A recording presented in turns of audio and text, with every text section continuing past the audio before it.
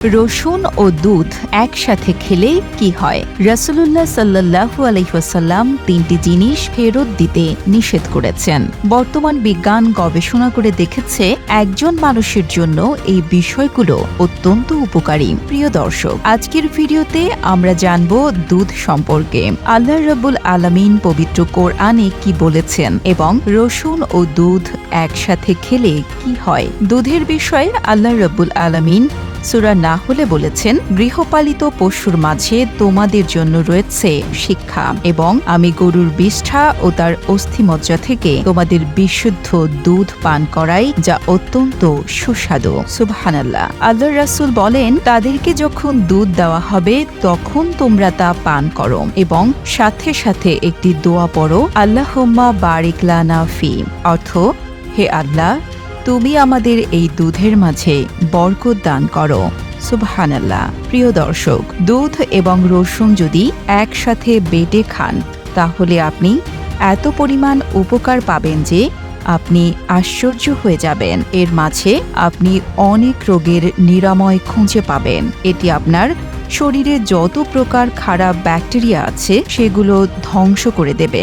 এছাড়া যাদের শ্বাসকষ্ট রয়েছে তাদের শ্বাসকষ্ট ভালো হয়ে যাবে যদি আপনি মাত্র 3 বার খান। আল্লাহ পাক রাব্বুল আলামিন আপনার নিউমোনিয়া রোগ ভালো করে দেবেন এবং যাদের নিউমোনিয়া নেই তাদের আর কখনোই হবে না। এছাড়া রক্ত জমাট বাঁধা, রক্ত চলাচল স্বাভাবিক রাখা, এটি আপনার ব্লাড প্রেশারও ঠিক রাখবে এবং রক্তে বাজে বা খারাপ দূর করে দেবে। এছাড়াও আর্থ্রাইটিস থেকে আপনি মুক্তি পাবেন।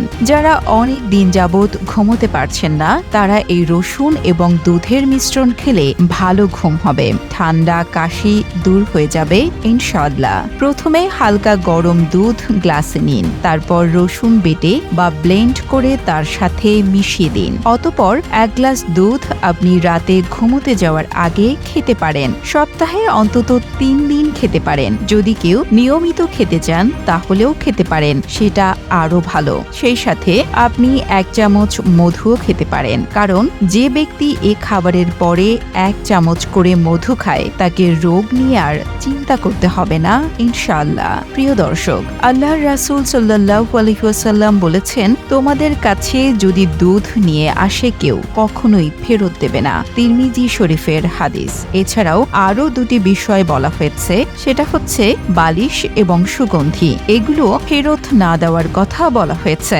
হাদিস শরীফে। প্রিয় দর্শক, সম্প্রতি আমেরিকার university of Connecticut school medicine রসুন নিয়ে একটি গবেষণাপত্র প্রকাশ করেন। তারা বলেছে, সকালে কেউ যদি খালি পেটে রসুন খায়, বিশেষ করে দুধের সাথে, তাহলে রক্তের শর্করার মাত্রা পরিপূর্ণরূপে নিয়ন্ত্রণ হবে, এমনকি সর্দি কাশির সমস্যাও দূর হবে। সবচেয়ে গুরুত্বপূর্ণ হচ্ছে আপনার শরীর বিষ মুক্ত হবে, টক্সিকেটেড হবে।